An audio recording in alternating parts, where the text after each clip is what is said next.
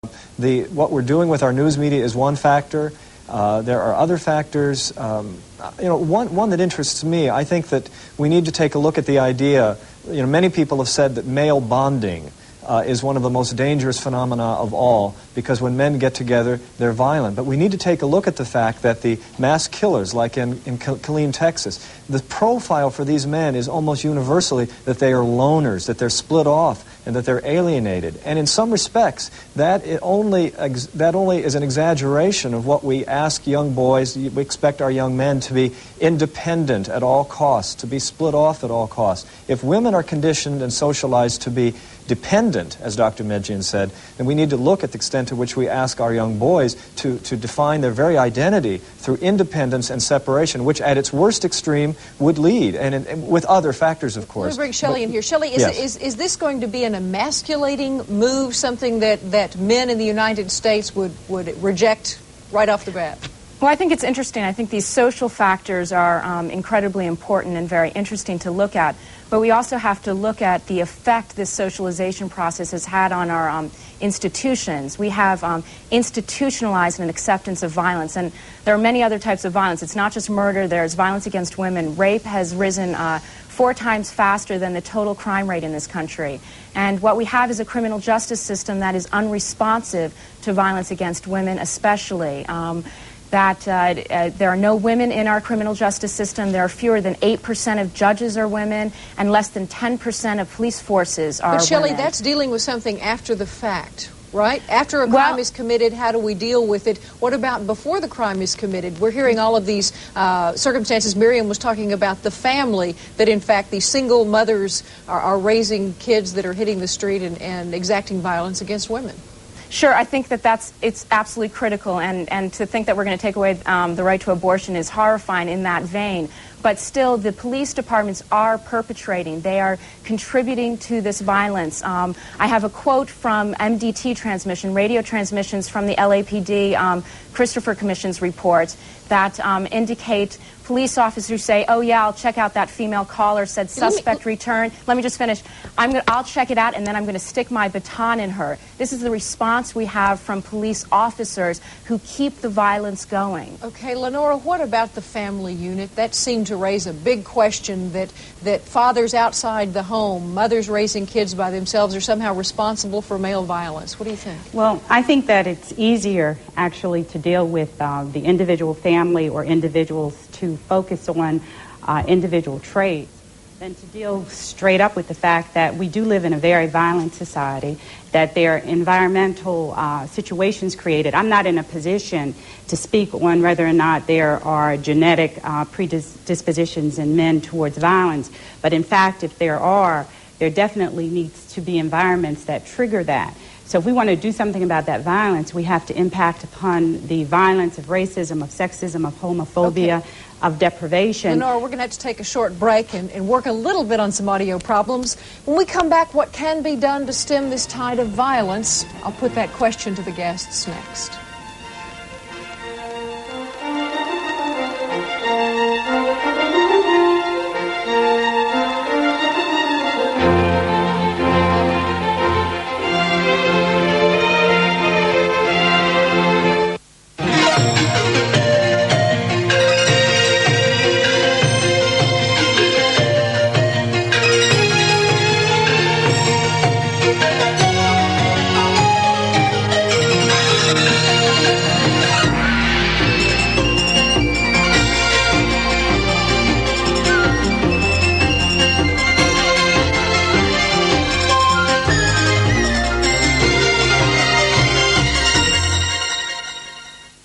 In your worldwide travels, if you look for all of the day's global news, you need the newest edition of CNN International's Traveling Companion, a list of fine hotels offering CNN. Your Traveling Companion is now featured in Business Traveller, one of Europe's leading travel magazines. Call this London number, 716294688. Also, the official airline guides included with the monthly updated worldwide pocket flight guide. Call 44732352668. And the Traveling Companion is available in the Europe's first national newspaper, Call 4471-822-2450. So the next time you pack to travel, take along these fine publications and the CNN Traveling Companion, your guide to a room with a view. CNN International. Look for it at your hotel.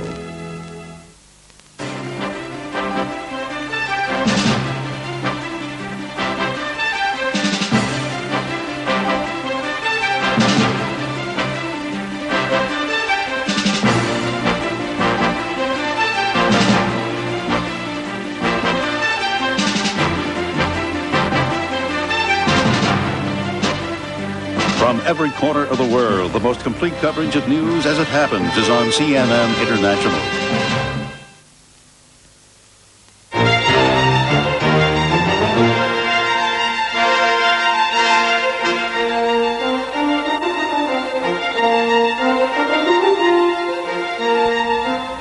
Lenore, I think we've solved a little audio delay problem. Let me come back to you. We've heard some of the problems: family structure, media, sports, toys, alienation. What about some of the solutions? What's the first thing society can do to get a handle on male violence?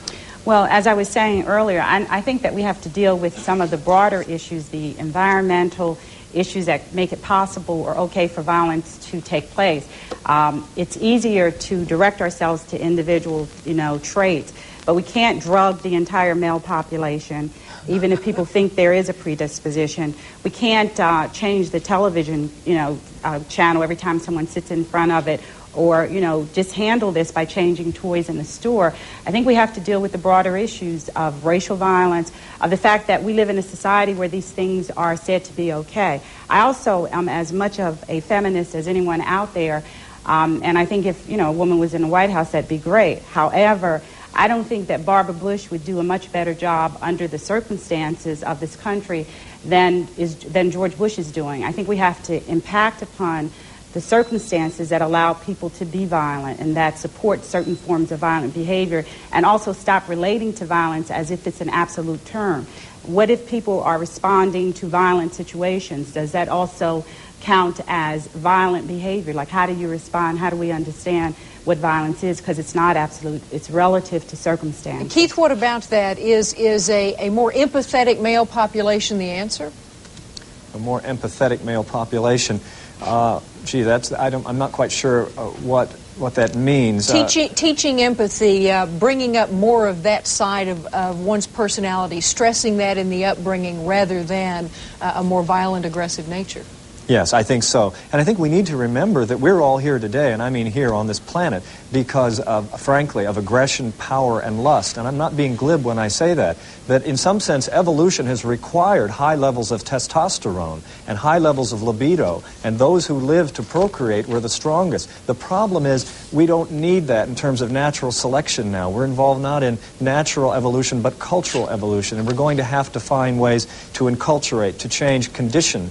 And the question of the absence of the father is one factor. It's an important factor. A young male needs a positive, strong image of a father figure in his life. If he doesn't, he never gets to separate from mother. There's nothing wrong with mother. Mother does her job well. But for his identity, he needs that fathering. If he doesn't get it, there's a resentment that builds in women, not because women are wrong or bad, but because he somehow knows that his identity depends on separating. And that job is not being done in our culture now. Can I respond to that? I wouldn't argue at all that a nurturing environment for males would produce, and be positive, and it would be great if everybody had a nurturing father and a nurturing mother. But indeed, if we lived in a country that overall was more nurturing, if young people grew up minus those things, it would also have a great impact. I think this tendency, once again, to keep running to issues of genetic, predisposition lets a lot of people off the hook.